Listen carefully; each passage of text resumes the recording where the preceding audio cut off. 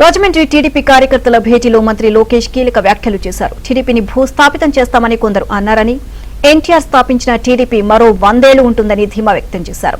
ఇక చంద్రబాబును అన్యాయంగా 53 రోజులు జైల్లో పెట్టారని, తన తల్లిని అవమానించడంతో సహా అన్ని గుర్తున్నాయి అని స్పష్టం చేశారు.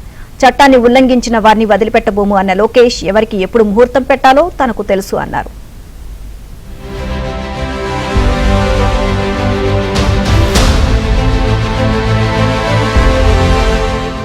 ఏపీ మంత్రి నారా లోకేష్ రాజమండ్రి పర్యటన అట్టహాసంగా సాగింది.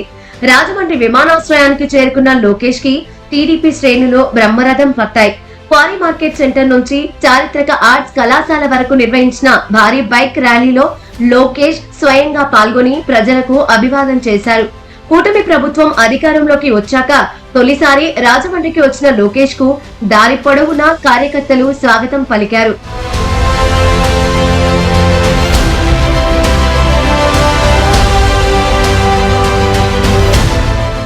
ఆర్ట్స్ కళాశాలలో నూతనంగా నిర్మించిన ముఖద్వారాలు, సైన్స్, ఆర్ట్స్, కామర్స్ బ్లాక్లను మంత్రి ప్రారంభించారు.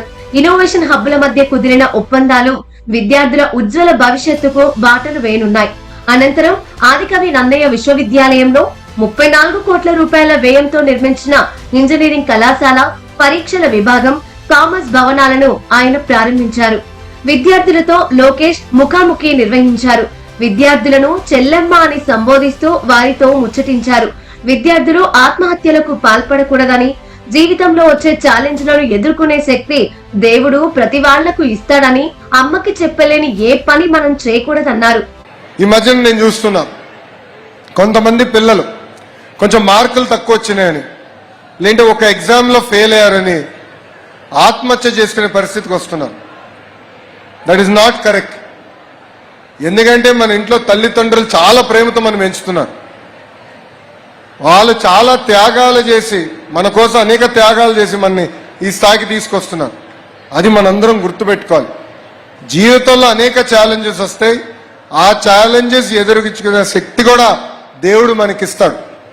అది ఇక్కడున్న మనందరం గుర్తుపెట్టుకోవాలి. So I always took those trolls as a challenge. I knew what I was, I knew as capable, I knew I can achieve what I wanted to achieve.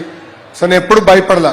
అనంతరం కార్యకర్తల సమావేశంలో పాల్గొన్న లోకేష్ వారితో ఫోటోలు దిగారు. ఉత్తమ కార్యకర్తలను సత్కరించారు. వారి నుంచి వినతి పత్రాలు స్వీకరించారు. మరోవైపు రాజకీయ ప్రత్యర్థులపై లోకేష్ తనదైన శైలిలో విరుచుకుపడ్డారు. చట్టాన్ని ఉల్లంఘించిన వారిని వదిలిపెట్టే ప్రసక్తే లేదని, ఎవరికి ఎప్పుడు ముహూర్తం పెట్టాలో తనకు బాగా తెలుసునని హెచ్చరించారు. గత ప్రభుత్వంలో తన తల్లిని, మహిళా నాయకులను కించపరిచిన తీరును ఆయన గుర్తు చేసుకున్నారు.